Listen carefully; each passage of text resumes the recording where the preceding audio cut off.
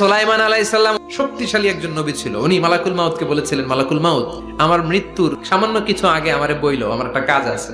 মালাকুল মাউত মৃত্যুর কিছু সময় আগে এসে বলল, সুলাইমান, টাইম ইজ আপ, সময় শেষ, অল্প কিছু সময় বাকি, কি করবেন করেন।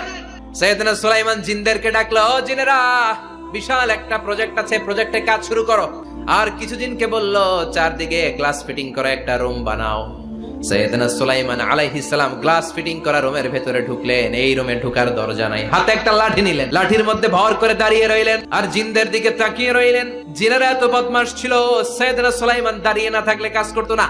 উনি এমন ভাবে দাঁড়িয়েছেন, রূহ চলে গেল, লাশ হয়ে দাঁড়িয়ে রইলেন। জিনগুলো দূর থেকে ভাবলো বস তো দাঁড়ায় আছে। জিনেরা মনে করছে বস দাঁড়ায় আছে, কাজ করতেই হবে। করতে করতে পুরো প্রজেক্টের কাজ শেষ। ইন দ্য মিন টাইম এই কাঠ খাওয়ার পোকা সুলাইমান আলাইহিস সালাম লাঠির ভেতরে ঢুকে লাঠিও খেয়ে ফেলেছে। সাইয়েদনা সুলাইমান আলাইহিস সালাম ধপাস করে জমিনে পড়েছে। আর জিনেরা কয়, হায় হায়, খালি খালি কাম করছে।